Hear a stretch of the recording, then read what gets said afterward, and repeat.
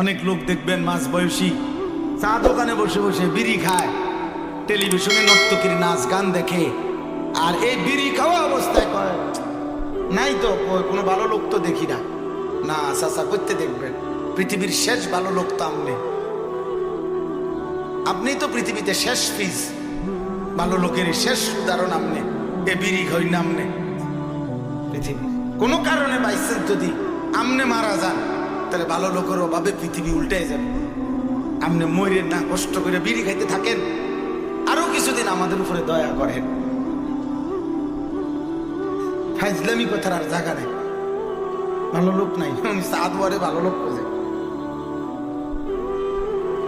এই জন্য বাপ খামখেয়ালি না করা, খামখেয়ালি না, দুইটা বা তিনটা ভালো কাজ দিয়ে, দুইটা বা তিনটা জনকল্যাণমূলক কাজ দিয়ে দোস্ত মনে রাখবেন, সমাজসেবক হওয়া যায়, জনদরদি হওয়া যায়, দুনিয়াবি কোনো পদ পদবি মিলা যায়, কিন্তু আখিরাতের জাহান্নাম থেকে মুক্তির জন্য, জান্নাতি হওয়ার জন্য খোদার কসম পুরা দিন পুরা ইসলাম শতভাগ মানতে হয়।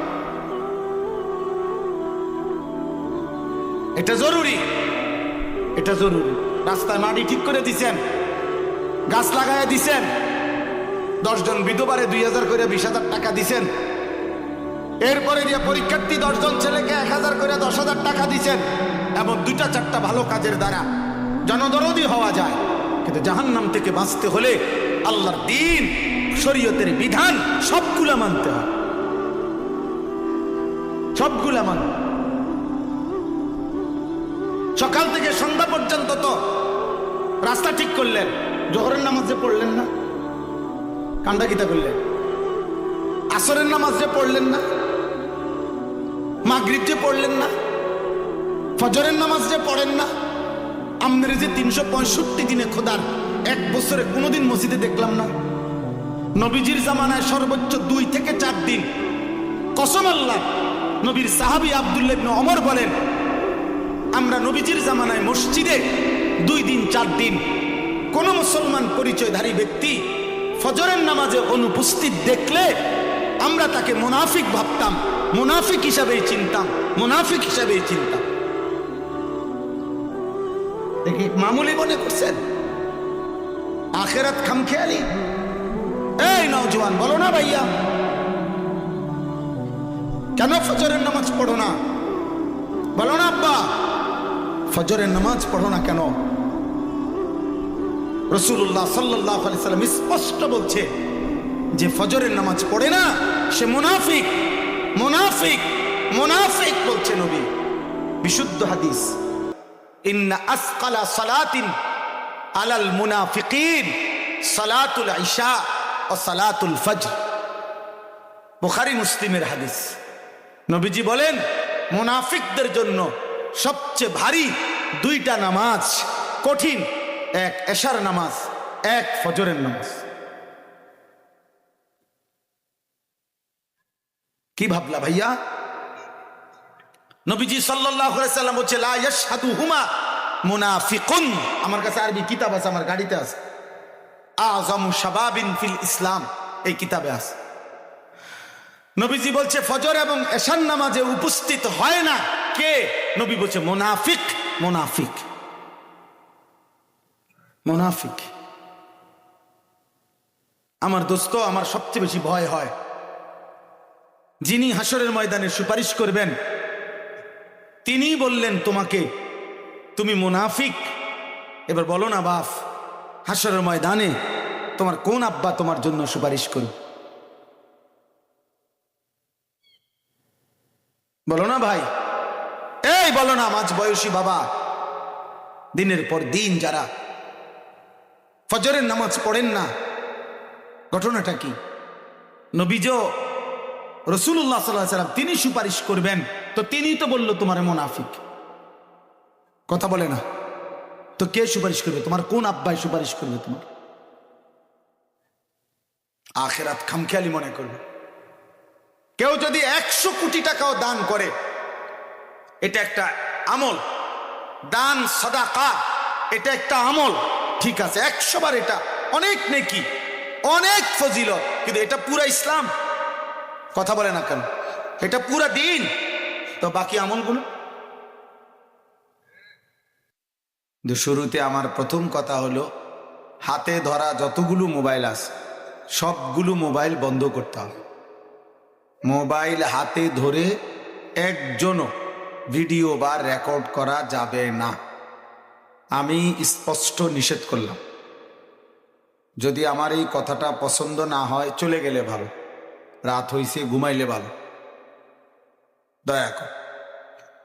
আর নাই তো আমি এরপরে নজরে পড়লে উপরে নিচে ডানে বামে পাঞ্জাবিওয়ালা পাঞ্জাবি সারা, টুফিওয়ালা টুফি সারা, যারেই দেখুন তারে ধমক দেব,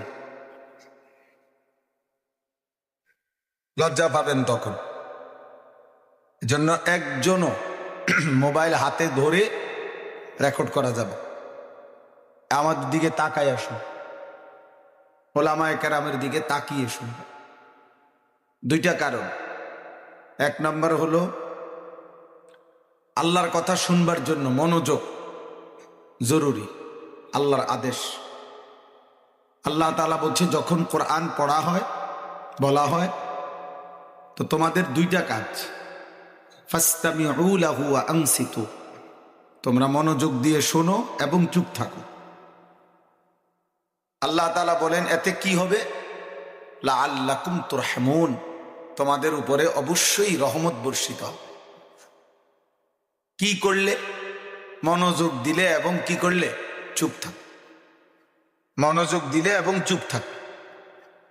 রহমত বর্ষিত হবে মানে কি? তাফসীরের মধ্যে আছে, রহমত বর্ষিত হবে মানে আল্লাহ তাআলা ওই কথাগুলোর উপরে আমল করার তৌফিক দান করবে, তৌফিক দেবে, তৌফিক। অর্থাৎ আল্লাহ তাআলা ওই বান্দাকে আমলের তৌফিক দিবে আল্লাহর কথা অনুপাতে। তাহলে শুধু শুনলেই হবে না, শুধু জানে, এরকম অনেক মানুষই জানে, অনেক পাপী নাফরমান আল্লাহর অবাধ্য ব্যক্তিও শরীয়তের অনেক কথা জানে, সেটা শুধুই জানা, কিন্তু আমল করার তৌফিক হওয়া, এটা আল্লাহর রহমত ছাড়া নসিব হয়। আপনি মনে করেন আজকে 10 বছর ধরে যে কোনোদিন 5 ওয়াক্ত নামাজ পড়ে নাই, এমন মুসলমানকেও যদি আপনি জিজ্ঞেস করেন যে ভাই নামাজ কয় ওয়াক্ত, তো উনি কি বলবে? 12 ওয়াক্ত। কয় ওয়াক্ত? তো এইটা তো হেও জানে। আজকে 30 বছর ধরে যে সুদ খায়, এই হারামখোরকে জিজ্ঞেস করেন যে আপনি বলেন তো যে সুদ খাওয়া কি, ওই কি বলবে? মুস্তাহাব। কি বলবে? তো এইটা তো হেও জানে। তা আমরাও তো এইটাই জানি যে সুদ খাওয়া হারাম।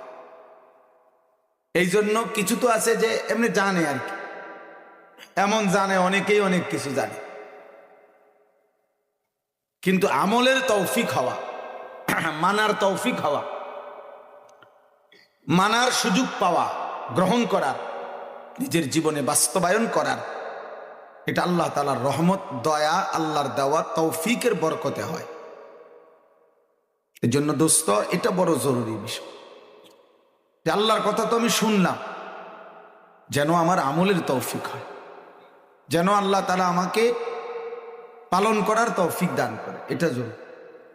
হযরত আব্দুল্লাহ ইবনে মাসউদ রাদিয়াল্লাহু তাআলা আনহু, তিনি বলছেন, নবীজির বিখ্যাত সাহাবী, জলিলুল কদর সাহাবী, নৈকট্যপ্রাপ্ত সাহাবী, নবীজির সাথে বেশি সময় যারা নবীজির সঙ্গী হিসাবে, সহচর হিসাবে থাকতেন, ছিলেন, এমন একজন সাহাবী আব্দুল্লাহ ইবনে মাসউদ রাদিয়াল্লাহু তাআলা আনহু, তিনি বর্ণনা করছেন যে আমরা নবীজির কাছ থেকে তাআল্লামনাল কুরআনা ওয়াল ইলমা ওয়াল আমালা জামিআ, আমরা নবীজির কাছ থেকে কোরআন শিখলাম, মানে তেলাওয়াত, ওয়াল ইলমা, কোরআন আমাদেরকে যা বলতে চায় ওই সমস্ত ইলম আমরা নবীজির থেকে শিখলাম, ওয়াল আমাল, এবং প্রত্যেকটা আমল কিভাবে করতে হয় প্র্যাকটিক্যাল, সেই আমলগুলো আমরা নবীর থেকে শিখলাম।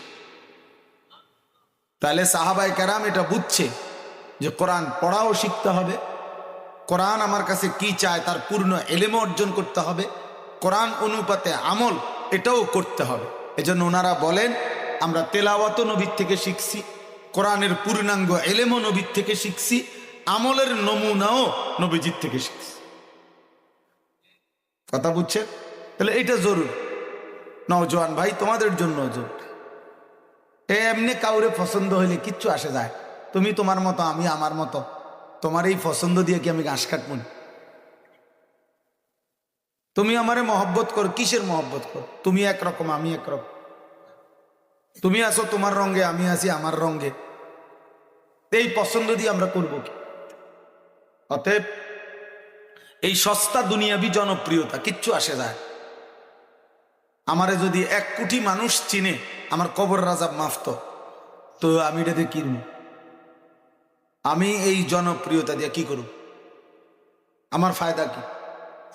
আমাকে যদি কেউ 10 কোটি মানুষ চিনে, আপনাদের কারো কবর রাজাব মাফত, তো আমরা লাফান কিনতেন। আপনাদের কি লাভ হলো? বলো ভাই নওজোয়ান, তোমাদের কি লাভ? এই ঠেলা ঠেলি করার কি দরকার? এই জন্য দোস্ত, জনপ্রিয়তা এগুলা ধোঁকা, এগুলা ধোঁকা।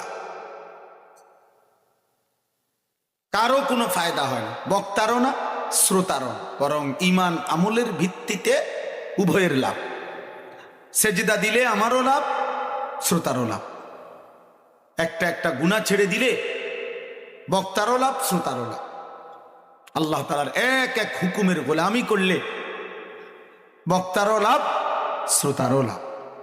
নবী পাক সাল্লাল্লাহু আলাইহি ওয়াসাল্লামের একটা একটা সুন্নাত অনুসরণ করলে বক্তারও লাভ, শ্রোতারও লাভ। এর মধ্যেই কামিয়াব। দুনিয়াবি এই জনপ্রিয়তা দুনিয়াবি মানুষের লাগতে পারে, যাদের ক্ষমতা দরকার, পদ দরকার, পদবি দরকার, মার্কা দরকার, ওনাদের লাগতে পারে, ওনাদের জনপ্রিয়তা দরকার। কিন্তু আখিরাতের ফিকির যাদের, আখিরাতে যারা আল্লাহর সামনে দাঁড়াইতে চায়, নিজেকে জাহান্নাম থেকে বাঁচাইতে চায়, ওনারা জনপ্রিয়তা দিয়ে কি করবে? পৃথিবী চিনুক বা না চিনুক, এর মধ্যে সফলতা বা ব্যর্থতার কিছু নাই। সারা পৃথিবী চিনলে সফল, নয়তো ব্যর্থ, এ কথা কোরআন সুন্নাতে নাই। কোরআনুল কারীমের মধ্যে 25 জন নবী এবং রসুলের নাম আছে। কয়জন? তো নবী রসুল মোট 25 জন, তো বাকিদের নাম যে নাই, ওনারা ব্যর্থ। কোরআনুল কারীমে একজন সাহাবীর নাম আছে, শুধু একজন, যায়েদ, নবীজির পালক পুত্র ছিলেন। ফালাম্মা কাদা যাইদুম মিনহা ওয়াতারান, এই যে যায়েদ ভাই, স্বেচ্ছাসেবকরাও কাজ যাদের না থাকে বসে শুনলে ভালো, অথবা কমপক্ষে যারা স্বেচ্ছাসেবক ছাড়া বাকিরা বসে, বাকি নওজোয়ান ভাই সবাই বসে, যে যেটুক শুনেন ওটুকুই বসে শুনে। যার ইচ্ছা 10 মিনিট পরে চলে যায়, যার ইচ্ছা 1 মিনিট পরে চলে যায়। যাইছিলাম এমনি হুজুর একটু চাইলাম ভালোই, আচ্ছা যাই, আল্লাহ হাফেজ, যা। বুঝেন নাই কথা? এইটা তেমন কোনো সমস্যা নাই, কম বেশি লইয়া আমি একবার আগের থেকেও কোনো টেনশন করি। 21 বছর আগে আমি এমন মাহফিলও 15 বছর আগে বয়ান করছি, 2-4 জন মানুষ, 20-50 জন মানুষের সামনে আমি টানা 4 ঘন্টা বয়ান করছি। তো কি এটা কোনো বিষয়? অত তেমন কোনো বিষয়। তাইলে কোরআনুল কারীমের মধ্যে সাহাবীর নাম আছে একজন। কয়জন? তাহলে নবীজির সাহাবী মোট একজনই, তো বাকিদের নাম নাই যে, তো ওনারা ব্যর্থ। 1.25 লক্ষ সাহাবী তো বিদায় হজ্জে আরাফাতের ময়দানে নবীজির সামনে ছিল। তো 1.25 লাখ সাহাবী তো একসাথেই ছিল দাঁড়ানো আরাফাতের ময়দানে হজ্জের সময় নবীজির সাথে। অথচ পৃথিবীর কোনো কিতাবে 10,000 বা 20,000 সাহাবীর নাম পৃথিবীর কোনো কিতাবে নাই। সবগুলো কিতাব মিলাইলেও হবে না, বাড়ি সালান দিলেও তো। একবার যদি বাটি সালান দেয় তারপরও পাওয়া যাবে। তাহলে বাকি যে এই লক্ষের চাইতে বেশি সাহাবীর নাম পৃথিবীর কোথাও নাই, কেউ জানে না, তো ওনারা ব্যর্থ।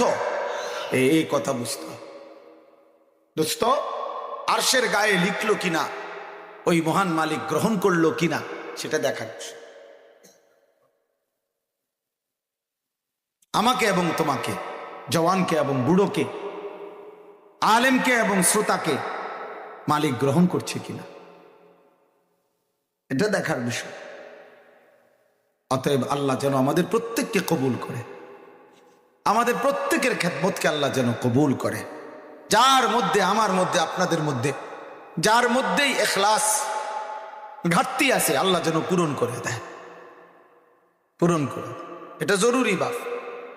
ফুজাইল ইবনে ইয়াজ রাহমাতুল্লাহ আলাইহি বলছেন, যেই কোনো নেক আমল আল্লাহর কাছে কবুল হওয়ার জন্য দুই জিনিস জরুরি।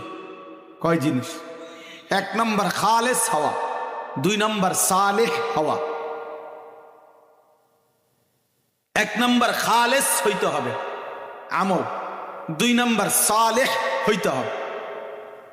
এক নম্বর কি হওয়া? খালেস হওয়া বলে, দুই নম্বর সালেহ। ওই যে আমলে সালেহ কয় না, শোনেন না এই শব্দটা? ইল্লাল্লাযীনা আমানু ওয়া আমিলুস সালিহাত মান আমিলা সালিহান। এই যে সালেহ, এক নম্বর খালেস, দুই নম্বর সালেহ। তিনি বলেন ফাল আমালু খালিসুন ইযা কানা লিল্লাহ ওয়াল আমালু সালিহুন ইযা কানা আলা সুন্নাহ। কোন আমল খালেস হবে তখন, শুধুই আল্লাহর জন্য হবে যখন। কোন আমল সালেহ বিশুদ্ধ হবে তখন, শতভাগ রাসূলুল্লাহ সাল্লাল্লাহু আলাইহি সাল্লামের সুন্নাত তরিকায় হবে যখন। নাই তো যত সুন্দরই লাগো, আমরা 30 জন ছেলে, আমাদের কাছে এটা খুব সুন্দর মনে হয়েছে, না তোমার দ্বারা সুন্দর মনে হইতো, সুন্নাহ মোতাবেক হইতো। সুন্নাতের খেলাফ, রাসূলুল্লাহ সাল্লাল্লাহু আলাইহি সাল্লামের তরিকার খেলাফ, এটা 100 কোটি মানুষের পছন্দ হলেও সেটা পরিত্যক্ত, সেটা নেকি হবে।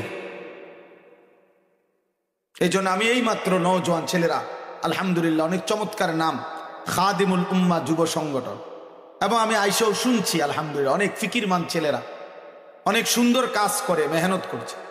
আইসাই বলছি ওই রুমে 5 মিনিট 10 মিনিট ওখানে বসছি ওনাদের, তো বলছি নওজোয়ান ভাই, অবশ্যই কোনো মুত্তাকি আল্লাহওয়ালা বুজুর্গ কোনো আলেমে দ্বীনের তত্ত্বাবধানে এই কাজ করতে হবে। নিজেরা নিজেরা আমরার কাছে ভালো লাগছে, আমরার কাছে ভালো লাগলো, তো তোমাদের কাছে কোন আল্লাহওয়ালার কাছ থেকে অনুমোদন নিতে হবে, তাইলে কাজে বরকত হবে, টেকসই হবে, টেকসই হবে। নয়তো 3-4 বছর, 2-4, 5, 10 বছর হয়তো অনেক কিছু করে উড়ে এলাইছে, এরপরে এমন ফেস লাগিয়ে গেছে, সব কিছু তছনছ হয়ে গেছে। এজন্য আল্লাহওয়ালা মুত্তাকি কোন রাহবার,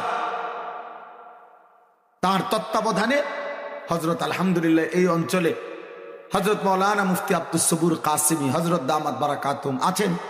তো এমন মুখলিস কোন আল্লাহওয়ালার তত্ত্বাবধানে দ্বীনি কাজ করলে ইনশাআল্লাহ, আমিও বললাম নওজোয়ান ভাই তোমাদেরকে, তোমাদের এই কাজ টেকসই হবে, বরকত হবে, অনেক দিন পর্যন্ত টিকে থাকবে। হয়তো তুমি থাকবে না, কিন্তু তোমার কাজের এই ধারা চলবে। আর আল্লাহ কোরআনে বলছেন আলিমাত নাফসুম মা কদ্দামাত ওয়া আখারাত। প্রত্যেক ব্যক্তিকে আল্লাহ বলেন হাসরের ময়দানে জানানো হবে সে নিজে সশরীরে জীবিত থাকা অবস্থায় নিজে যা আমল করেছিল তা, এবং সে যা ব্যবস্থা করে রাখছিল দুনিয়াতে রেখে গেছে, ওইগুলোর থেকে তার পরবর্তীতে যত নেকি সাদাকা তার পিছন দিয়া আসছে, তার কবরে থাকা সত্ত্বেও সেই উভয়টা একত্রিত করে কিয়ামতের দিন তাকে জানানো হবে। আপনি মোহাম্মদ আনিসুর রহমান, আপনি নিজে সেজদা দিছেন 1 লাখ, আর আপনি এই মসজিদে দান করছিলেন, এই মসজিদে মোট এতজন মুসল্লি এতদিন নামাজ পড়ছে, তাদের সেজদার সমপরিমাণ আপনার নামে আসছে আরো 20 লাখ। এই হলো আপনার সেজদার নেকি 21 লাখ। হিসাব বুঝছেন না? এই হলো হিসাব। এইভাবে গুনে গুনে মা কদ্দামাত ওয়া আখারাত, তুমি নিজে যা করছো আর তুমি যা ইন্তজাম করে গেছো, উভয়টা ওয়া নাকতুবু মা কদ্দামু ওয়া আসারাহুম, সূরা ইয়াসিনের মধ্যে আছে। আল্লাহ বলেন, বান্দা আমি তোমার নামে লিখাবো আমার ফেরেশতার খাতায়। কি লেখাবো? মা কদ্দামু, তোমরা নিজেরা যা পাঠাইছো সশরীরে জীবিত থাকা অবস্থা, ও আসারাহুম, এবং যেই সমস্ত কর্মের চিহ্ন পৃথিবীতে রেখে গেছ সেগুলোর থেকেও প্রাপ্ত নেকি আমি তোমাদের নামে পাঠাবো, আমি লেখো। এবং এটার আরেকটা অর্থ হলো প্রতিটা নেক কাজ করতে গিয়ে তোমরা যে কদম ব্যবহার করছো, তোমাদের পদচিহ্ন কত কদম ব্যবহার হয়েছে, ওই পদচিহ্নগুলো পর্যন্ত গুণে নেকি হিসাবে তোমাদের আমলনামায় উঠে। এই জন্য দোস্ত, ইখলাস ও তাকওয়ার সাথে যেই কোনো নেক কাজের অনেক ফায়দা। পরবর্তীতে যত মানুষ তা অনুসরণ করবে, পালন করবে, তাদের প্রত্যেকের সমপরিমাণ নেকি ওই আহ্বানকারী, ইন্তেজামকারী, ব্যবস্থাপনাকারীদের আমলনামায় আল্লাহ তাআলা তুলে দিবে। এজন্য রাসূলুল্লাহ সাল্লাল্লাহু আলাইহি সাল্লাম বলছেন, লা তাহকিরান্না মিনাল মারুফি শাইআন, উম্মত ছোট্ট থেকে ছোট্ট নেক আমলের সুযোগকে ছোট মনে করো না। এক যাররা, একটু ভালো কাজ, এটুকু সুযোগকে তুমি হেলায় ফেলে দিও, হোক সামান্য, ছোট মনে করো না। নবীজি সাল্লাল্লাহু আলাইহি সাল্লাম উদাহরণ দিছেন, যেমন নবীজি নিজে উদাহরণ দিছেন, যেমন মনে করো তুমি একজন সামর্থ্যবান পুরুষ, তো তুমি তোমার এই চাপ কল থেকে তুমি কল চিপ্পা, কথার কথায় তুমি তোমার বালতি পূর্ণ করছো পানি দিয়া। ঠিক এই টাইমে তোমার পরে আরেকজন ব্যক্তি আসছে তোমার চাইতে দুর্বল, ইনিও আসছে বালতি নিয়ে পানি নিবে। আল্লাহর নবী সাল্লাল্লাহু আলাইহি সাল্লাম বলেন, তুমি ইচ্ছে করে তোমার বালতির পানিটা তার বালতিতে দিয়ে দাও। তুমি তো সামর্থ্যবান, তুমি তো ইচ্ছা করলে আরেক বালতি পানি তুমি নিতে পারবা। আল্লাহ রাসূল সাল্লাল্লাহু আলাইহি সাল্লাম বলেন, দেখতে মনে হবে এটা একটা ছোট্ট কাজ, যে তোমার বালতির থেকে শুধু তার বালতিতে একটু পানি দিয়ে দিছ, তুমি শুধু ওনার বালতিটা ধরে ট্যাপে পুরাইয়া দিছ। উনি একটু বয়স্ক, দুর্বল, তুমি শুধু ট্যাপটা ধরে রেখে বালতিটা পুরাইয়া দিছ। আল্লাহর নবী বলেন, এই আমলটাও তোমার আমল নামায় সাদাকার সওয়াব হয়ে যায়, হোক ছোট্ট কাজ। এই বালতি দিয়া পানি খাওয়ায় দেওয়াতে মূসা আলাইহিস সালামের থাকার জায়গার ব্যবস্থা হয়েছে, বিয়ে শাদীর ব্যবস্থা হয়েছে।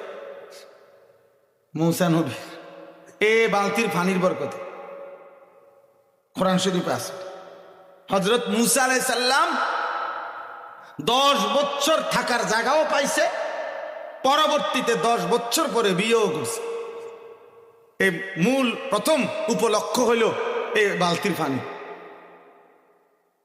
হযরত মূসা আলাইহিস সালাম যখন ফেরাউনের বাহিনীর ভয়ে মিশর থেকে চলে গেছেন, তখন এই পার্শ্ববর্তী দেশ মাদায়েন, সেখানে গিয়ে তিনি যখন পৌঁছছেন, তখন সেখানের একটি কূপের সামনে গিয়ে ক্লান্ত শ্রান্ত হয়ে তিনি দাঁড়াইছিলেন। গিয়ে দেখছেন ওই কূপ থেকে লোকেরা ভারী ওজনওয়ালা লোহার বালতি দিয়া বহু গভীর থেকে তারা রশি দিয়া পানি উঠাইয়া তাদের বকরিদেরকে পানি পান করাইতেছে। হযরত মূসা আলাইহিস সালাম লক্ষ্য করছেন অনেকক্ষণ ধরে যে একটু দূরে দুইটা মেয়ে, তারা তাদের কতগুলো বকরি ছাগল টাইনা ধরে রাখছে, তারা নীরবে এক পাশে দাঁড়িয়ে আছে দূরে। মূসা আলাইহিস সালাম অনেকক্ষণ খেয়াল করছেন যে এরা তো এদের বকরিদেরকে পানি পান করাচ্ছে না। তিনি তাদের কাছে গিয়ে জিজ্ঞাসা করলেন, তোমাদের বিষয়টা কি, তোমরা পানি পান করাচ্ছ না কেন?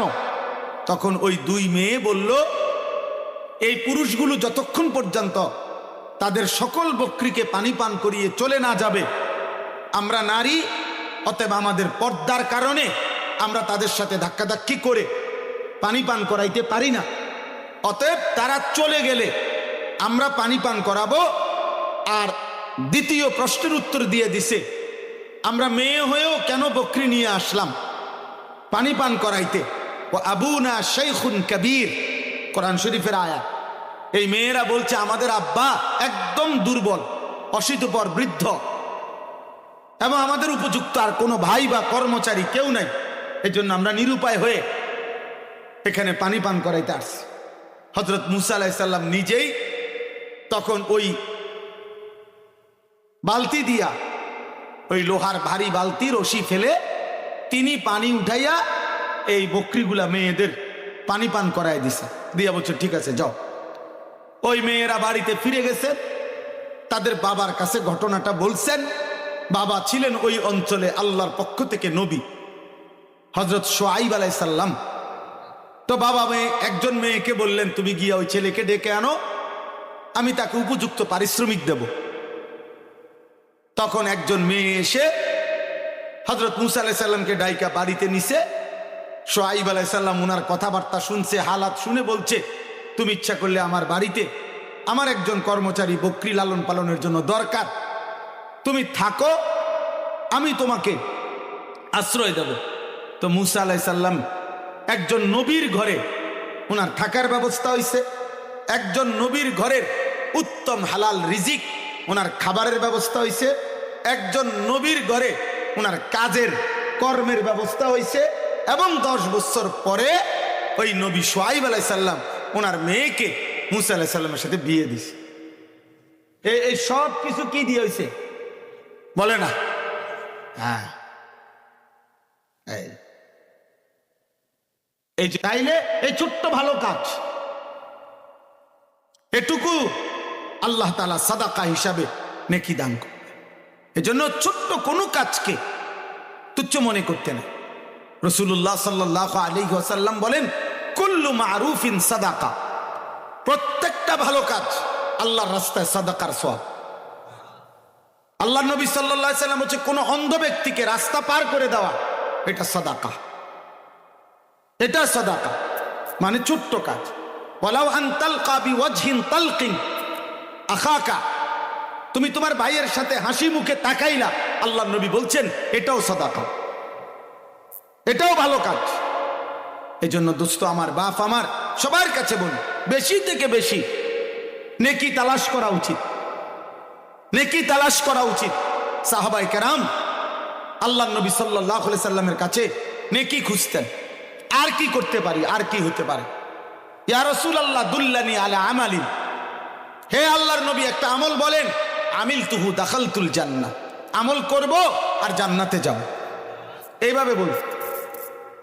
নবীজি সাল্লাল্লাহু আলাইহি সাল্লামের মহিলা সাহাবী চাচাতো বোন উম্মে হানি বিনতে আবি তালেব, উনি বলছে ইয়া রাসূলুল্লাহ আপনি আমাকে এমন কিছু আমল বলে দেন যে এই আমলগুলো আমি করব, আমি দুর্বল, আমি বৃদ্ধ হয়ে গেছি, আমি বসে বসে আমল করব, এমন কিছু আমল আমাকে আপনি বলে দেন। আল্লাহর নবী সাল্লাল্লাহু আলাইহি সাল্লাম বললেন তুমি প্রতিনিয়ত সুবহানাল্লাহ, আলহামদুলিল্লাহ, আল্লাহু আকবার, লা ইলাহা ইল্লাল্লাহ, এই 4টি কালেমা 100 বার 100 বার 100 বার করে পড়বে। রব্বে করিম তোমাকে অগণিত অফুরন্ত নেকি দান করবে। এই যে বাপ আমার, এক মুমিন যার আখিরাত দরকার, যার পরকাল দরকার, যার জাহান্নাম থেকে মুক্তি দরকার, যার জান্নাতে যাওয়া দরকার, দোস্ত আমার, বাপ আমার, নেকি অনেক দরকার। 30,000 টাকা দিয়া বেহেস্ত, মসজিদে টাকা 30,000 দিছে, উনি মোটামুটি চিন্তা করছে আশা করি জামুগা বেহেস্ত। না, এত টিয়া দৈন্য লোকও তো নাই, বেহেস্তে যাওয়ার মতো লোক তো উনি দেখতেছে না, বুঝলেন? অনেক লোক দেখবেন মাঝ বয়সী চা দোকানে বসে বসে বিড়ি খায়, টেলিভিশনে নর্তকীর নাচ গান দেখে, আর এই বিড়ি খাওয়া অবস্থায় কয় নাই তো কোনো ভালো লোক তো দেখি না। না চাচা, করতে দেখবেন পৃথিবীর শেষ ভালো লোক তো আপনি তো পৃথিবীতে শেষ পিস, ভালো লোকের শেষ উদাহরণ আপনি। এ বিড়ি খাই নামনে পৃথিবীর কোনো কারণে বাইসেন্স যদি আমনে মারা যান, তাহলে ভালো লোকের অভাবে পৃথিবী উল্টে যাবে। আপনি মরে না কষ্ট করে বিড়ি খাইতে থাকেন, আরো কিছুদিন আমাদের উপরে দয়া করেন। ফাজলামি কথার আর জায়গা নাই, ভালো লোক নাই, উনি সাদওয়ারে ভালো লোক খোঁজে। এই জন্য বাপ খামখেয়ালি না করা, খামখেয়ালি না। 2টা বা 3টা ভালো কাজ দিয়ে, 2টা বা 3টা জনকল্যাণমূলক কাজ দিয়ে, দোস্ত মনে রাখবেন, সমাজসেবক হওয়া যায়, জনদরদি হওয়া যায়, দুনিয়াবি কোনো পদ পদবি মিলা যায়, কিন্তু আখিরাতের জাহান্নাম থেকে মুক্তির জন্য, জান্নাতি হওয়ার জন্য খোদার কসম পুরা দিন, পুরা ইসলাম শতভাগ মানতে হয়। এটা জরুরি, এটা জরুরি। রাস্তায় মাটি ঠিক করে দিছেন, গাছ লাগাইয়া দিছেন, 10 জন বিধবারে 2000 করে 20,000 টাকা দিছেন, এরপরে দিয়ে পরীক্ষার্থী 10 জন ছেলেকে 1000 করে 10,000 টাকা দিছেন, এবং 2টা-4টা ভালো কাজের দ্বারা জনদরদি হওয়া যায়। কিন্তু জাহান্নাম থেকে বাঁচতে হলে আল্লাহর দ্বীন, শরীয়তের বিধান সবগুলা মানতে হয়, সবগুলা মান। সকাল থেকে সন্ধ্যা পর্যন্ত তো রাস্তা ঠিক করলেন, জোহরের নামাজ যে পড়লেন না, কামটা কিতা করলেন? আসরের নামাজ যে পড়লেন না, মাগরিব যে পড়লেন না, ফজরের নামাজ যে পড়েন না, আমাদের যে 365 দিনে খোদার 1 বছরে কোনোদিন মসজিদে দেখলাম না। নবীজির জামানায় সর্বোচ্চ 2 থেকে 4 দিন, কসম আল্লাহ। নবীর সাহাবী আব্দুল্লাহ ইবনে ওমর বলেন, আমরা নবীজির জামানায় মসজিদে 2 দিন 4 দিন কোন মুসলমান পরিচয়ধারী ব্যক্তি ফজরের নামাজে অনুপস্থিত দেখলে আমরা তাকে মুনাফিক ভাবতাম, মুনাফিক হিসাবেই চিনতাম, মুনাফিক হিসাবেই চিনতাম। দেখি মামুলি মনে করছেন? আখিরাত খামখেয়ালি। এই নওজোয়ান বলো না ভাইয়া, কেন ফজরের নামাজ পড়ো না? বলো না আব্বা, ফজরের নামাজ পড়ো না কেন? রাসূলুল্লাহ সাল্লাল্লাহু আলাইহি সাল্লাম স্পষ্ট বলছে, যে ফজরের নামাজ পড়ে না সে মুনাফিক, মুনাফিক, মুনাফিক বলছে নবী। বিশুদ্ধ হাদিস, ইন্না আসকালা সালাতিন আলাল মুনাফিকিন সালাতুল ইশা ও সালাতুল ফজর। বুখারী মুসলিমের হাদিস। নবীজি বলেন, মুনাফিকদের জন্য সবচেয়ে ভারী 2টা নামাজ, কঠিন, 1 এশার নামাজ, 1 ফজরের নামাজ। কি ভাবলা ভাইয়া? নবীজি সাল্লাল্লাহু আলাইহি সাল্লাম বলছে, লা ইয়াশহাদুহুমা মুনাফিকুন। আমার কাছে আরবি কিতাব আছে, আমার গাড়িতে আছে, আযমু শাবাবিন ফিল ইসলাম, এই কিতাবে আছে। নবীজি বলছে ফজর এবং এশার নামাজে উপস্থিত হয় না কে? নবী বলছে মুনাফিক, মুনাফিক, মুনাফিক। আমার দোস্ত, আমার সবচেয়ে বেশি ভয় হয় যিনি হাসরের ময়দানে সুপারিশ করবেন, তিনি বললেন তোমাকে, তুমি মুনাফিক। এবার বলো না বাপ, হাসরের ময়দানে তোমার কোন আব্বা তোমার জন্য সুপারিশ করবে? বলো না ভাই, এই বলো না মাঝ বয়সী বাবা, দিনের পর দিন যারা ফজরের নামাজ পড়েন না, ঘটনাটা কি? নবীজো রাসূলুল্লাহ সাল্লাল্লাহু আলাইহি ওয়াসাল্লাম তিনি সুপারিশ করবেন, তো তিনি তো বলল তোমার মুনাফিক। কথা বলে না তো কে সুপারিশ করবে? তোমার কোন আব্বাই সুপারিশ করবে তোমার? আখিরাত খামখেয়ালি মনে করবে। কেউ যদি 100 কোটি টাকাও দান করে, এটা একটা আমল, দান সাদাকা এটা একটা আমল, ঠিক আছে, 100 বার এটা অনেক নেকি, অনেক ফজিলত, কিন্তু এটা পুরা ইসলাম? কথা বলে না কেন? এটা পুরা দিন। তো বাকি আমলগুলো, বাকিগুলোর কি খবর? ওযু, নামাজ, হালাল হারাম, টাকা না দিছেন 1 কোটি, আপনি যদি সুদ খান, লোন কত, কিস্তি কত, মস্কারি করেন, স্লোগান, দুনিয়ার স্লোগান দিয়া হবে। খোদার কসম, অপ্রিয় হলেও সত্য এটা।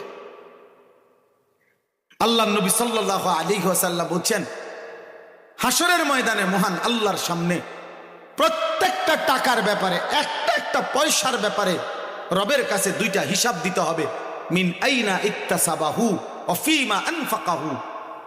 এক পয়সা আল্লাহ জিজ্ঞেস করবে আমার বান্দা বলো না কোত্থেকে উপার্জন করেছো এবং কোথায় ব্যয় করেছো।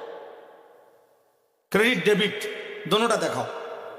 আয় কেমনে হয়েছে এটা কও, ব্যয় কেমনে হয়েছে ওইটা কও, দোনোটা মিলাইয়া এরপরে ফাইল জমা দাও।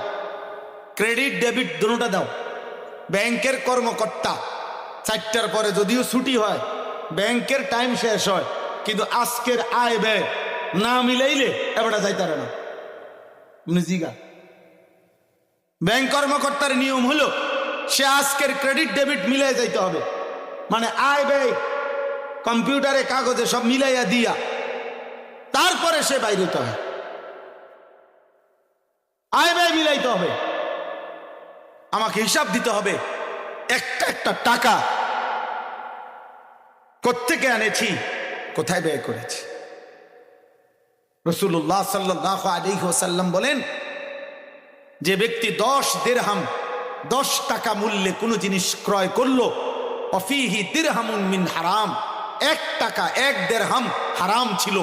খোদার কসম নবী বলেন ওই পণ্যটি, ওই বিষয় বস্তুটি যতক্ষণ তার কাছে থাকবে, আল্লাহর নবী বলছে ওই নাফরমানের কোনো ফরজ কিংবা নফল কোনো কিছু আল্লাহ কবুল করবেন। আখিরাত মামুলি না, আখিরাত মামুলি না।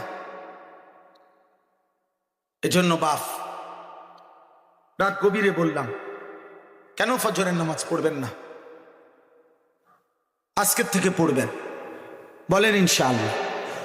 নওজোয়ান ভাই বলো ইনশাআল্লাহ, কিশোর যুবক বলো ইনশাআল্লাহ। প্রিয় ভাই শুনো, নওজোয়ান ভাই তুমি আমার ভাই, 16 বছরের ছেলেরা তুমি আমার সন্তান।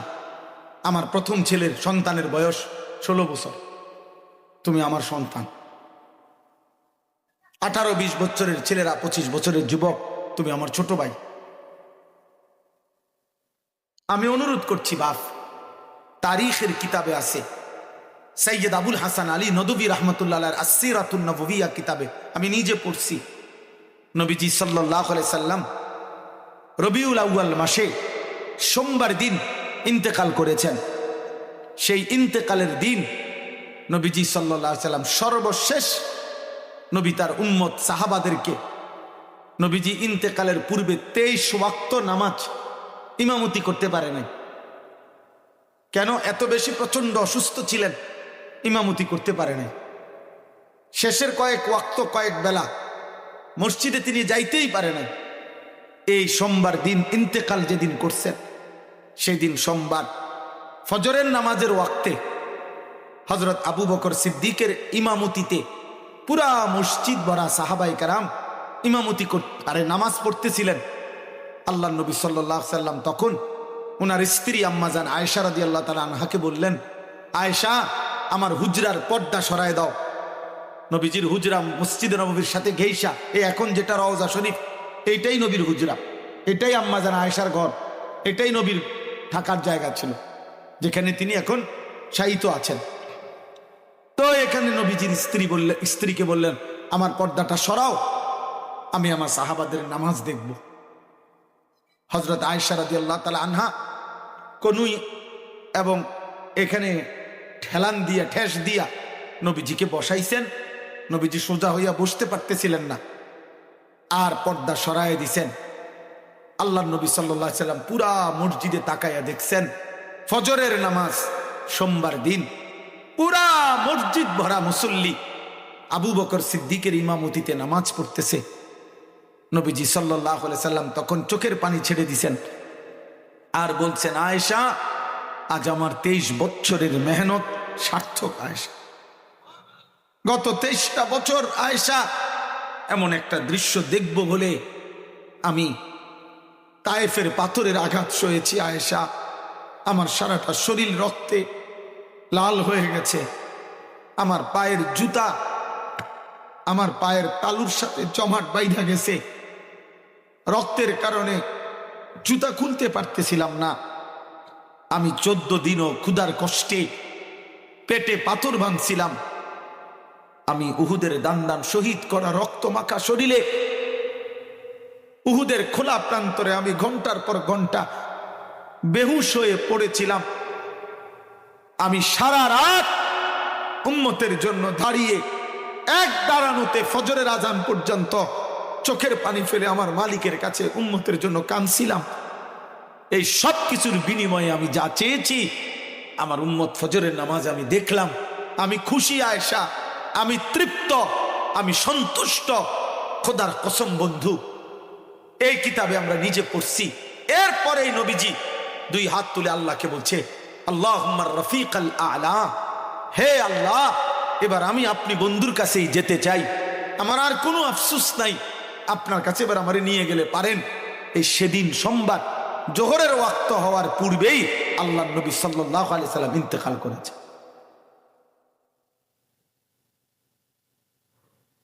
তাহলে নবীজি উম্মতকে দেখে শেষ খুশি হয়েছিলেন কোন নামাজে? বলো না ভাই, কোন নামাজে? ফজর। ফজর তো নবী সাল্লাল্লাহু আলাইহি সাল্লামের আখিরি খুশি যারা প্রতিদিন কোরবান করে দিচ্ছেন। এই নাফরমান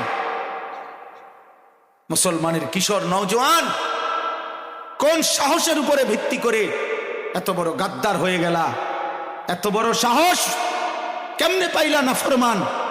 খোদার 365 দিনে এক বছরে কোনদিন ফজরের নামাজ পড়লা না এমন নওজোয়ান তোমরা যারা, তুমি মুসলমানের বাচ্চা। 365 দিনে একদিনও নামাজ পড়লি না নাফরমান। এই তুই কেমন মানুষের বাচ্চা বেটা? তোর মা তোকে কোনোদিন আল্লাহর কথা বলে নাই? তোর বাবা তোকে কোনোদিন আল্লাহর কথা বলে নাই নাফরমান? তোর ঘরে কোনোদিন ফজরের নামাজের আওয়াজ ওঠে নাই? তোকে কেউ বানায় নাই বেটা? তোর কোনো সৃষ্টিকর্তা নাই? বলো বলো ছেলেরা, কি ভাবছো নিজেরে? মাতবরি করো রে খুব বেশি, সারাদিন চুলেরে পিছনের দিকে ফিরাও। কোনো ভালো ডাক্তার দেখাইও, বলবে তোমারে তুমি পাগল। কোনো সুস্থ মানুষ সারাদিন এরকম করে না। তুমি একটা বিবেকবান, যদিও তুমি এখানে একটা ছেলে দাঁড়াইয়া তোমার সামনে এরকম করো, এরকম যদি করে তুমি কি করবা? মা এই পাগলে নাই লোক, তার কি মাথা তার ছিঁড়ে গেল নি? তে এরম করে কা? তো তুমি এরম করো কা চুলেরে? তোমার তার ছিঁড়ছে তুমি জানো না? তুমি ভালো ডাক্তার দেখাও না কা? পাবনা পরিচিত না থাকলে আমার পরিচিত আছে। আমি কয়েকদিন আগে মাহফিল থেকে আসছি, ডাক্তারের ঠিকানা লাগলে আমার লোক আছে। তুমি এমন করো কেন বলো ভাই? এটা এটা এটা কোনো কথা হইলো? এটা সুস্থ স্বাভাবিক মানুষের কোনো কাজ? এরকম একটু ফরফরে চুলে ফিরে এরকম করো কা? Back call. তোমার চুলে যদি অসুবিধা হয় তো এটা এরকম সামনে রাখলা কা? আর অসুবিধা না হলে এটা ফিরাও কা? মাতাল কি করছে তাও জানে না। আহ হাই হাই নওজোয়ান বেঈমান, তোমারে ডুগডুগি বাজাইয়া বান্দর খেলা খেলে। বান্দরের সামনে এরকম ছোট্ট একটা ডুগডুগি আছে, এমনি এমনি এমনি এটা লারা, আর বান্দর নাচে। বেঈমান তোমাদেরকে নিয়ে নাচছে। একবার বলতেছে চুল এদিকে ফিরাও, হ্যাঁ আচ্ছা ঠিক আছে। 2 মাস পরে বলছে না চুল এদিকে ফিরাও, এবার এদিকে ফিরা। এবার বলছে না এবার সামনে এদিক দিয়ে বাইর করো, এই দিয়ে বাইরে। ওই যে ডুগডুগি খেলে তোমার এদিকে, বান্দর খেলা খেলে। তোমার যেহেতু আত্মমর্যাদা নাই, তোমার যেহেতু ধর্মের কোনো বাঁধন নাই, তোমার যেহেতু রবের সাথে কোনো সম্পর্ক নাই, তুমি যেহেতু মুহাম্মদ আরবির সাথে সম্পর্ক ছিন্ন করেছ, খোদার কসম এবার মৃত্যু পর্যন্ত আল্লাহকে যে ছেড়ে দেয়, নবীজিকে যে ছেড়ে দেয়, আল্লাহর কসম ও আর কোনো ঘাটে শান্তি পায় না। 1000 ঘাট ঘুরতে ঘুরতে একদিন জাহান্নামের ঠিকানা হয়ে যায়। সুখ মিলবে না, ইজ্জত মিলবে না বন্ধু। কোন হারামখোর সুখ পায় না, গুনাহ কাউকে তৃপ্তি দেয় না, লোনা জলে তৃষ্ণা মেটে না, লবণাক্ত পানিতে তৃষ্ণা মেটে না। অতএব গুনাহ তৃপ্তি দেয় না। এক সাগর যদি কোনো নেশাখোর, মদখোর, গাঞ্জাখোর, কোনো ফুট্টাখোর, বাবাখোর, ডাইলখোর, হারামখোর যদি এক আটলান্টিক মহাসাগর পরিমাণও মদ পান করে খোদার কসম ওই নাফরমানের তারপরেও তৃপ্ত হবে না, সে আরো চাই। গুনাহ তৃপ্তি দেন। এই পৃথিবীর 10,000 নারী তোমারে যদি উলঙ্গ করে ছবি দেখায়, এরপরও দুশ্চরিত্র লম্পট যুবকের নারীর রূপ দেখার শখ মিটবে না, ও আরো দেখতে চাইবে, আরো দেখতে চাইবে, আরো হারাম তৃপ্তি দেয় না যুবক। দোস্ত আমার, বন্ধু আমার, আমার জিন্দিগি নওজোয়ানদেরকে জন্য। রাত ভাবি, দিনে ভাবি, সকালে ভাবি, দুপুরে ভাবি, একাকী ভাবি, সবার সাথে ভাবি, মুসলমানের নওজোয়ান ফিরবে কিভাবে। স্বপ্ন দেখি, স্বপ্ন দেখি নিজে একটা মাদ্রাসার জায়গা আমার শায়েখের সাথে পরামর্শ করে কিনছি, বড় জায়গা, 118 শতক জায়গা, আলহামদুলিল্লাহ প্রায় 2.5 কোটি টাকার উপরে জায়গা দাম। এখনো টাকা সুদ হয় না, হয়ে যাবে ইনশাআল্লাহ। কিন্তু উদ্দেশ্য একটা, স্বপ্ন দেখি একটা, বাচ্চারাও দিন শিখবে, একটা মাদ্রাসা হবে, আর মুসলমানের সর্বশ্রেণীর নওজোয়ান দিন শিখবে। স্কুল, কলেজ, ইউনিভার্সিটির সবাই যে যখন আসবে, যতটুকু সময় নিয়া ততটুকু দিন শিখবে, এমন একটা বড় মাদ্রাসা করার স্বপ্ন আমার। আল্লাহ যেন তৌফিক দেয়। আমার কিশোর ভাই, আমার নওজোয়ান ভাই, আমার অভিভাবক বাবা, আপনাদেরকেও বলি, অভিভাবক যারা আছেন, আপনার ছেলে, আপনার মেয়ে আজকে 1 বছর ধরে কোনোদিন ফজরের নামাজ পড়ে না, 5 ওয়াক্ত নামাজ পড়ে না, আপনি মুসলমান বাবা নাকি শুধু বাবা? আপনি মুসলমান মা নাকি শুধু মা? আপনি শুধু মা, আপনি শুধু বাবা। যে সন্তানের বাত বুঝছেন, যে সন্তানের ফার্নিচার চিনছেন, যে সন্তানের বেরাস আর টুথপেস্ট চিনছেন, যে সন্তানের বাজার খরচ বুঝছেন, যে সন্তানের রেজিস্ট্রেশন আর ফর্ম ফিল আপ বুঝছেন, কিন্তু সন্তানের আখিরাত বুঝেন নাই। অতএব আপনি মুসলিম বাবা না, শুধু বাবা। আপনি মুসলিম মা না, শুধু মা। যদি মুসলিম বাবা হইতো, উনি মাটিতে গড়াগড়ি খাওয়ার কথা। আমার 16 বছর বয়সী ছেলে মাত্র এত কম বয়সে 1 ওয়াক্ত নামাজ পড়ে না, তাহলে এই এত কম বয়সে যদি এটা এত বড় গাদ্দার হয়, এটা 40 বছর পর্যন্ত যাইতে যাইতে এই নাফরমান কি হবে? এ তো দাজ্জাল হয়ে। কথা বোঝেন না? এত কম বয়সে যদি ও 1 ওয়াক্ত নামাজ না পড়ে, 14 বছরের ছেলে যদি এত বড় ঘাটতারা হয়, 14 বছর 16 বছরের ছেলে যদি মুসলমান এত বড় গাদ্দার হয়, তো এই গাদ্দার 40 বছর পর্যন্ত যাইতে কি হবে তার? কি মনে হয় কি ছোটখাটো গাদ্দার? আল্লাহকে যে সেজদা করে না, খোদার কসম এই কায়নাতে তার চাইতে নিকৃষ্ট গাদ্দার, অসভ্য, তার চাইতে সীমালঙ্ঘনকারী, তার চাইতে অহংকারী এই জমিনে আর কেউ না। কারণ সে তো একটা মেম্বার চেয়ারম্যান না, সে তো একটা জানতেন, কারণ এক মহান আল্লাহ, গোটা কায়নাতের সৃষ্টিকর্তা, 1 সেকেন্ড নিঃশ্বাস বন্ধ করে দিলে যে মরে যাবে, যে বুঝে আমার একটা নিঃশ্বাস যার হাতে, এত বড় প্রয়োজন যাকে, এত বড় রব যিনি 24 ঘন্টা লালন পালন করে যিনি, সেই আল্লাহ 5 বার সকালে, দুপুরে, বিকালে, সন্ধ্যায়, রাতে মসজিদের এতগুলো মাইক দিয়া তারে ডাকে, নাফরমান কোনো পাত্তা দেয় না। এ কি ছোটখাটো বেয়াদব?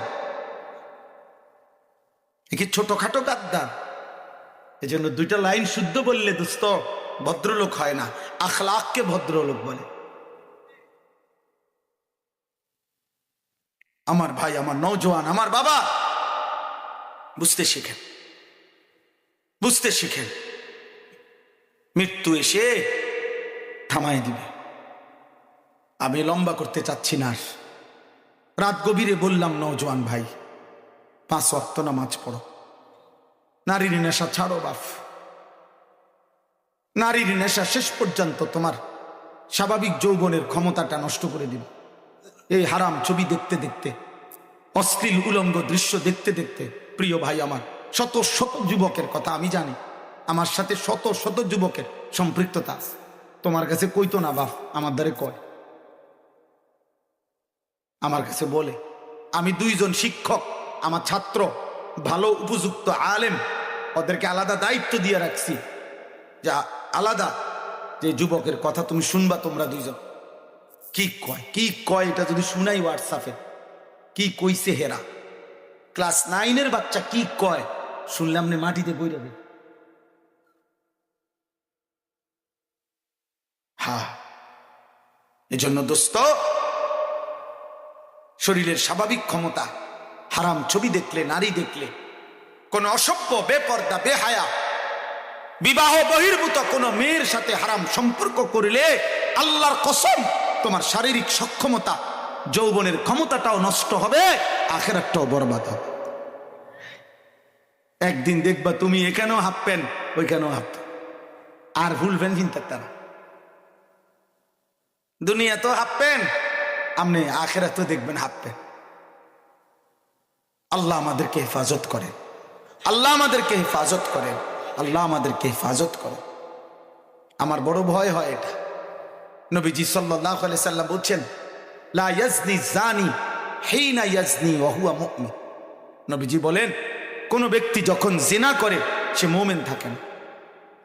আহা, কোন ছেলে যদি রাত 2টা পর্যন্ত, সারাদিনে এক ওয়াক্ত নামাজ পড়ে নাই, রাতের 2টা 3টা পর্যন্ত নারী দেখতে দেখতে, ছবি দেখতে দেখতে, অশ্লীল দৃশ্য দেখতে দেখতে সার হারাম শরীরটা বীর্যপাত হইছে, শরীরটাও নাপাক বানায় ফেলছে, নিজের হাত নিজের লজ্জাস্থানে নাপাক ব্যবহার করে, এই ব্যভিচারী, এই জিনাকার মালউন, নবীজি বলছে না কিহুল ইয়াদে মালউন, নিজের হাত যে নিজের লজ্জাস্থানে নাপাক ব্যবহার করে, আল্লাহর কসম নবী বলছে সে অভিশপ্ত, অভিশপ্ত, অভিশপ্ত, অভিশপ্ত, মালউন, মালউন, তার উপরে লানত, লানত, লানত তার উপরে। নবী বলছে এই লানতের যোগ্য যদি এই অবস্থায় দোস্ত তুমি ঘুমায় গেলা না, ফজর জোহর আসর মাগরিব এশাও পড়লা না, সারা রাত নারী দেখে দেখে, ছবি দেখে দেখে শরীরটা নাপাক করে এই যে ঘুমায় গেলা, আমার প্রিয় সন্তান, এই ঘুম যদি আর না ভাঙে,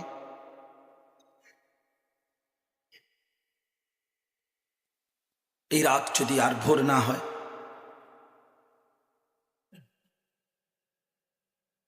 বলো না ভাই? তো নবী তো বলছে ব্যভিচারী, জেনাকার যখন জিনা করে তার ঈমান থাকে না।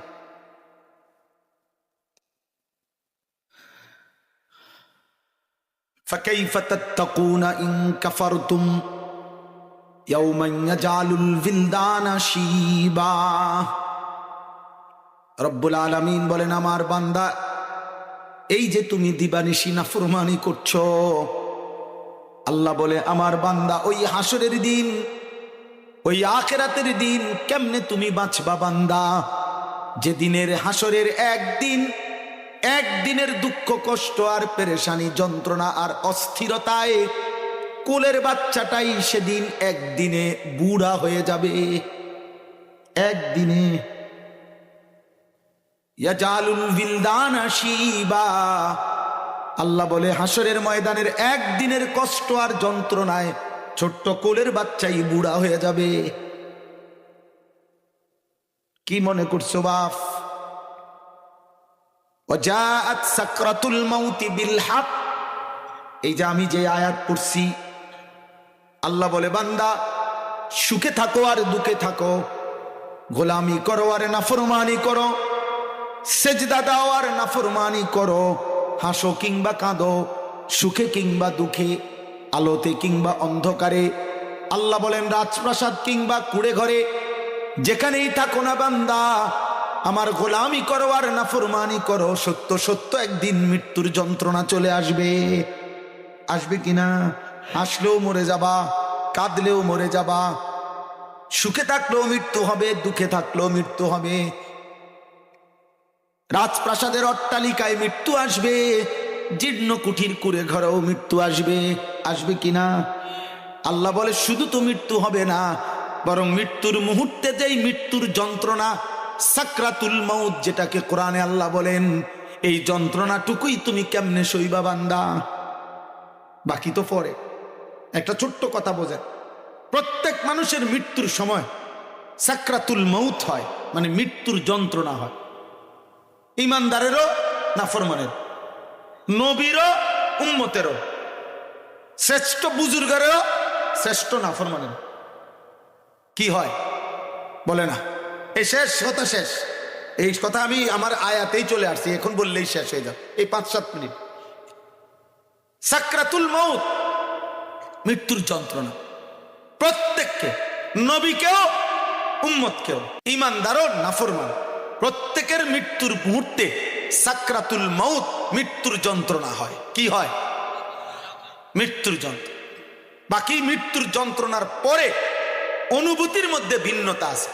মুমিনের অনুভূতি একরকম হয়, বেঈমানের অনুভূতি ভিন্ন রকম, কিন্তু মৃত্যুর যন্ত্রণা সকলের হয়। কথা বুঝছে? আমাদের নবী সাল্লাল্লাহু আলাইহি সাল্লাম ইন্তেকালের পূর্ব মুহূর্তে বাটির মধ্যে পানি হযরত আয়েশা দিছেন। নবীজির কপাল বারবার খাইমা যাইতেছিল।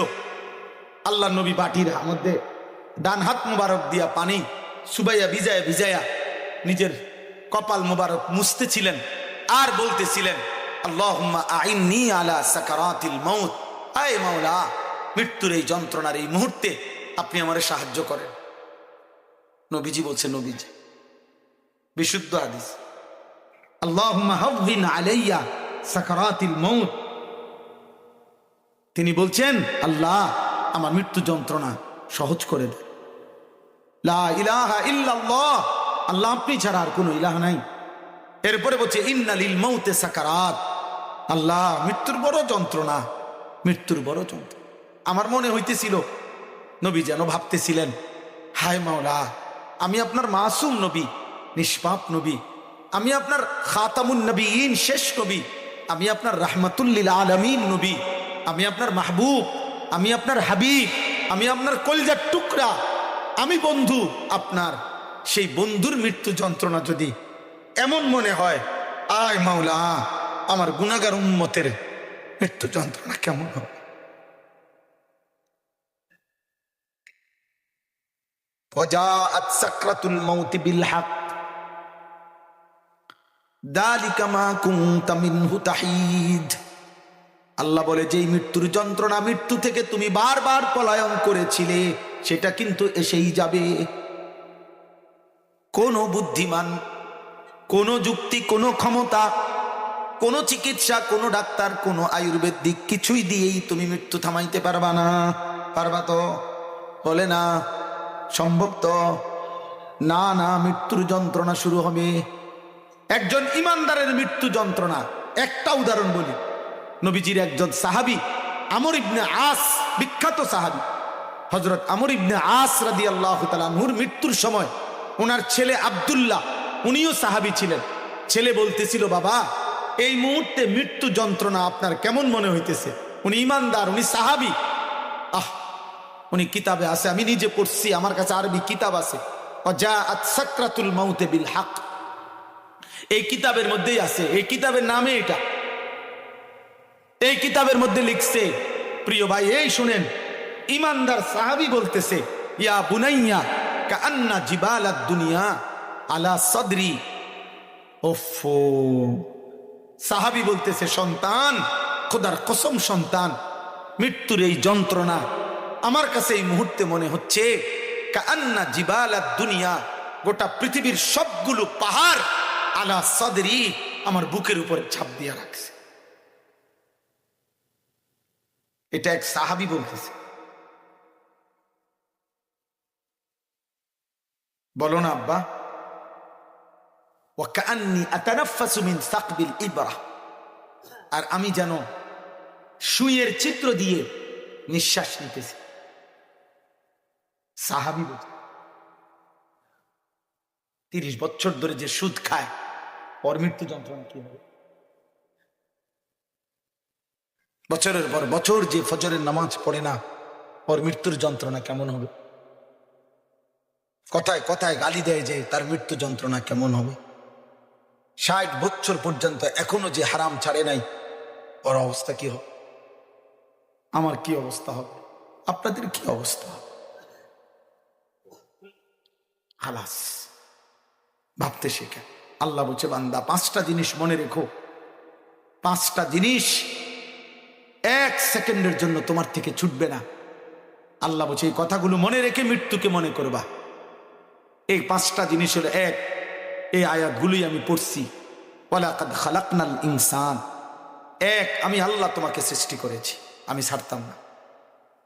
সৃষ্টি করেছি আমি ছাড়বো না, এটা মনে রাখো। দুই, ওয়া না'লামু মা তুওয়াসবিসু বিহি নাফসু, তোমার কলজার ভিতরে, তোমার অন্তরের ভিতরে যেই গুনার যত কুমন্ত্রণা, পরিকল্পনা, হারাম যত চিন্তা, আমি তাও জানি। নারী দেখতে দেখতে, ছবি দেখতে দেখতে, উলঙ্গ দৃশ্য দেখতে দেখতে, সুদের টাকা গুনতে গুনতে, ঘুষের টাকা গুনতে গুনতে, বেহায়া নারী সাজতে সাজতে অন্তরে যা ভাবছিল হারাম কল্পনা, আল্লাহ বলেন বান্দা আমি কিন্তু তাও শতভাগ জানি। ওয়া না'লামু মা তুওয়াসবিসু বিহি নাফসু ওয়া নাহনু আকরাবু ইলাইহি মিন হাবলিল ওয়ারিদ। আল্লাহ বলে বান্দা 3 নম্বরে মনে রাখবা, তুমি জানো কিনা আমি তোমার কতটা কাছে। আল্লাহ বলেন, এই হিসাব দেখাই, আমাদের এই যে পশম, এরপরে চামড়া, এরপরে গোশত, এরপরে হাড্ডি, এরপরে রক্ত, রক্ত সারা দেহে সার্কুলেশন হয়, চলে আর কি, রক্ত প্রবাহিত হয়, রক্ত এক জায়গায় থাকে না, মানে ঘুরতে থাকে সারা দেহে। এই রক্ত চলার জন্য রক্তবাহী স্যালাইনের তারের মতো চিকন শিরা উপশিরা আছে মানব দেহের ভিতরে, এটারে বলে ওয়ারিদ। এই হাবলিল ওয়ারিদ, হাবলুন মানে রশিয়ান, রক্তবাহী শিরা, ওয়ারিদ। আল্লাহ বলে তোমার ওই রক্তবাহী শিরা যেটা ভেতরের শেষ চলাচল করে সারা দেহে, আমি আল্লাহ ওইটার চাইতেও তোমার সবচেয়ে বেশি কাছে আছি। আমি তোমার পশমের কাছে না, আমি তোমার চামড়ার কাছে না, আমি তোমার অস্তিত্বের প্রথম যে রক্তবাহী শিরা, যার অস্তিত্বে তোমার টিকে আছে। একটা রক্তের শিরা ছিঁড়ে গেলে কিছুক্ষণ যদি রক্ত বাহির হয়ে যায় তুমি মরে যাইবা, আমি আল্লাহ তার চাইতে বেশি কাছে আছি। আমারে ঢুকাইবা কে? মা না ঘুমায় গেছে, আমি তো ঘুমাইনি। গ্রামবাসী না শুইয়া গেছে, রাত 2টা বাজে, যুবক লাইট নিভাই দিছো, আল্লাহ দেখে না। সিটকারি লাগাই দিছো, আল্লাহ দেখে না। ইয়ারফোনে লাগাই লাইছো কানে, আল্লাহর শোনে না। হ্যাঁ, চালাকি করো, মাতবুরি করো। হ্যাঁ, তোমার চাইতে বড় বড় মাতবর ফেরেশতা লাথি দিয়া কবরে পাঠাই দিছে, লাথি দিয়া পাঠাইছে। তোমার চাইতে বড় বড় মাতবর অহংকারী ফেরাউন, নমরুদ, তাদেরকে আল্লাহ দুনিয়া ধ্বংস করে দিছে। বাড়াবাড়ি করো। আমি বললাম কষ্ট পাইবা আব্বা, কষ্ট পাইবা। অতএব আল্লাহ বলেন আমি তোমাকে সৃষ্টি করেছি, আমি ছাড়ব না। আমি তোমার কলজার ভিতরে, অন্তরের ভিতরের কথা জানি। আমি তোমার অস্তিত্বের সবচেয়ে কাছে আছি। ইজিয়াতালাক্কাল মুতালাক্কিয়ানে আনিল ইয়ামিনি ওয়া আনিশ শিমালি কাঈদ। আল্লাহ বলে 4 নাম্বার হলো আমার 2 জন ফেরেশতা তোমার ডানে বামে 24 ঘন্টা আছে। কোনানে যাইবা? কই লুকাইবা? কই? মাটির তলে, আসমানের উপরে। ফেরেশতা সরে যাবে, কথা বলে না। এই 2 ফেরেশতা সরাবেন কিভাবে? আল্লাহ তাআলার নজর সরাবেন কিভাবে? আল্লাহ তাআলার উপস্থিতি সরাবেন কিভাবে? আল্লাহ তাআলা যে আমাকে সৃষ্টি করেছে এটা অস্বীকার করবেন কিভাবে? কোন সুযোগ আছে?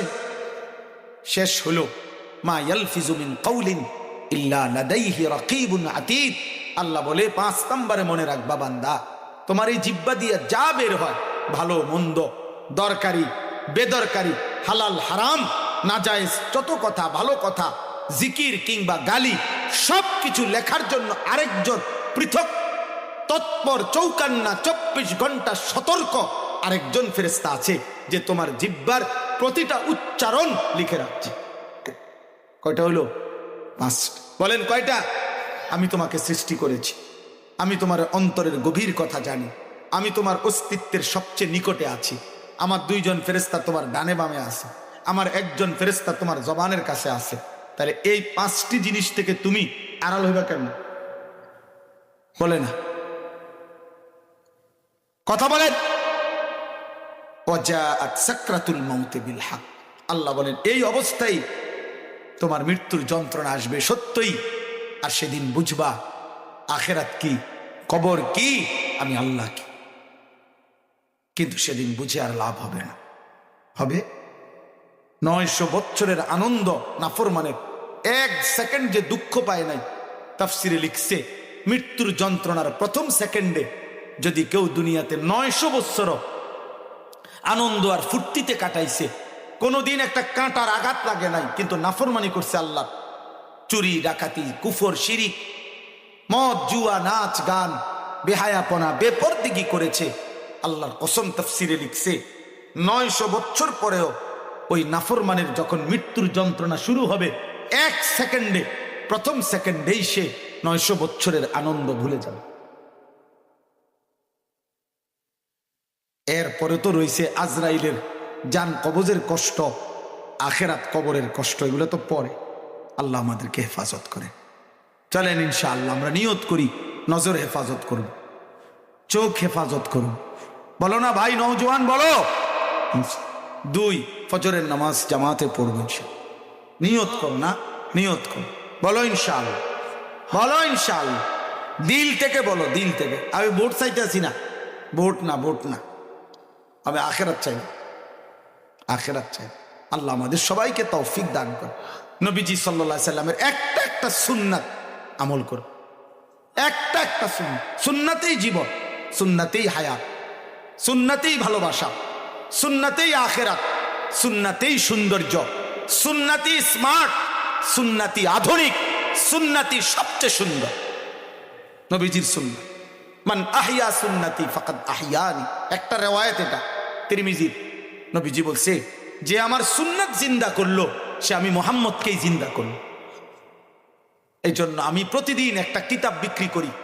আমাদের ঢাকা গাজীপুরের কাপাসিয়ার একজন বড় বুজুর্গ আছেন, হজরত অধ্যক্ষ মিজানুর রহমান চৌধুরী, বাংলাদেশের অনেক বড় একজন বুজুর্গ আল্লাহওয়ালা হজরত, অনেক বড় বড় বিদগ্ধ আলেমদের তত্ত্বাবধানে নবীজির সুন্নাতের উপরে একটা কিতাব লিখছেন, তালিমুস সুন্নাহ। এই কিতাবটা 600 পৃষ্ঠার চাইতে বেশি, বাংলা ভাষায় 600 পৃষ্ঠার চাইতে বেশি। এই কিতাবে নবীজির জীবনের একেবারে খুঁটি নাটি ছোট্ট বড় সমস্ত সুন্নাত এই কিতাবের মধ্যে আছে। একটা একটা সুন্নাত ছোট বড় সব এখানে লিখছে। পুরা জিন্দেগি চলার মতো নারী পুরুষ জওয়ান বুড়া সবাই পড়ার উপযোগী, আমলের উপযোগী একটা কিতাব। আমি হজরতের কাছ থেকে এগুলো আইনা বিক্রি করি 400 টাকা মূল্যে। আমাদের সাদা গাড়িতে এটা আমরা বিক্রি করি। যাওয়ার সময় সুযোগ থাকলে কিনে নিয়ে যাবেন।